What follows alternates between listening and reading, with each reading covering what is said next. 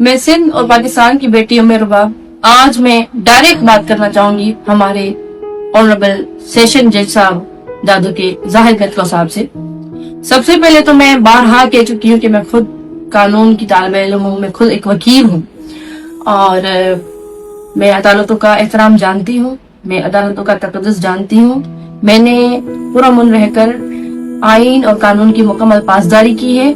9 साल तक मैं कोर्ट्स के चक्कर काटती रही हूँ। इसमें कुछ चीजें हैं जो मैं सबके सामने रखना चाहती हूँ, आवाम के सामने रखना चाहती हूँ, अदालतों के सामने रखना चाहती हूँ। एक FIR काटने का हुक्म दिया गया है सेशन जज साहब की जानिब से दादू के उन लोगों के खिलाफ के जो सोशल मीडिया पे अदालतों के लिए लिख रहे हैं या ऑनरेबल जज साहब के लिए लिख रहे हैं। अब इसमें सवाल ये बनता है, जज साहब का मतन ये है कि ये फैसला मैंने नहीं दिया, इसलिए आपको हक नहीं है मुझे डिफेम करने का।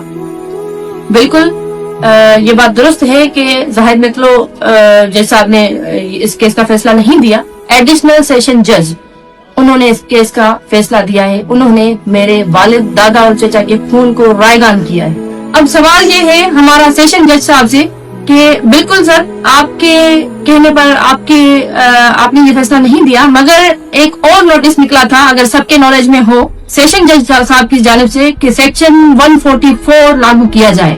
इस केस के फैसले के दौरान सिक्योरिटी हाई अलर्ट की जाए, दोनों जिलों में इस तरह से कि कर्फ्यू लगाया जाए। इस तरह के फैसलों से ये तो वाज़ेह हो चुका कि कितनी आजादी है।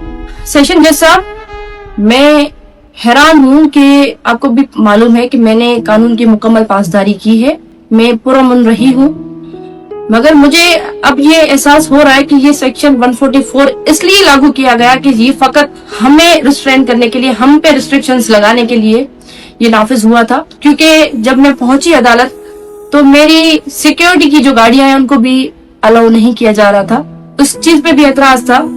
हालांकि वो सिक्योरिटी मुझे सुप्रीम कोर्ट की जानिब से मिली और सरदारों के लोग, मैं हैरान हूँ कि 3 चेक पोस्ट अदालत तक पहुंचते हुए लगे हुए थे और वो 3 चेक पोस्ट किस तरह सरदारों के हथियारों वाले बंदे, प्राइवेट बंदे जो है वो क्रॉस करके पहुंचे और बस आपके जज साहब की सिग्नेचर करने की जरूरत थी। सिग्नेचर होने के फौरन बाद वो हथियार की नुमाइश करने लगे। दादू शहर में तो दफा 144 नाफिज था ना, तो इसका जवाब मुझे कौन देगा?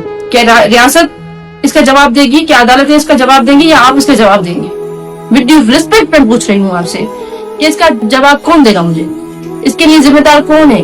इस तरह के फैसले मैं समझती हूँ कि एक जो मुंसिफ होता है वो खुदा की एक सिर्फ है, मुंसिफ की, और खुदा को हाजिर नाजिर समझ के फैसले करता है। मगर इस तरह का फैसला मैं समझती हूँ कि अल्लाह की जात वाहिदुल कहार है, अल्लाह की जात बेहतरीन इंसाफ करने वाली है। मैं खुदा की जात पे और अपनी जदोजहद पे यकीन रखती हूँ, मगर ये मकरू चेहरा इस निजाम का पूरा शऊर देख चुका है कि एक ट्वीट, एक पोस्ट तो नजर आ रही है, मगर सरदारों की हथियारों की नुमाइश, उनकी बदमाशी, उनकी गुंडागर्दी किसी को नजर नहीं आ रही। दोनों जिलों में कर्फ्यू की सूरत हाल लगाकर इस तरह का फैसला यकीनन अहले शऊर समझ चुके हैं।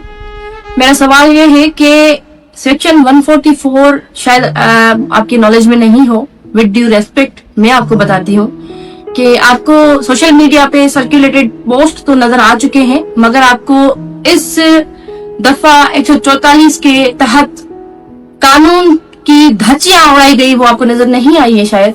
विद ड्यू रेस्पेक्ट मैं आपको बताती हूँ कि शायद आप इसलिए नोटिस नहीं ले सके, तो इस पे भी नोटिस बनता है कानूनन।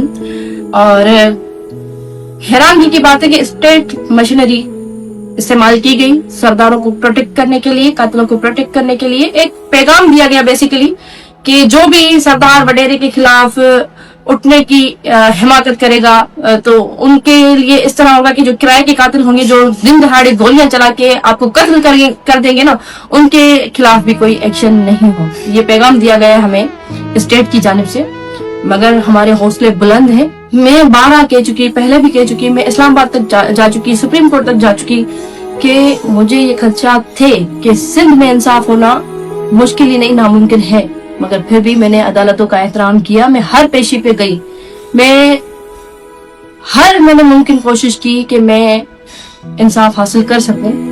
کیونکہ سندھ ہے ہی وڈیروں کا.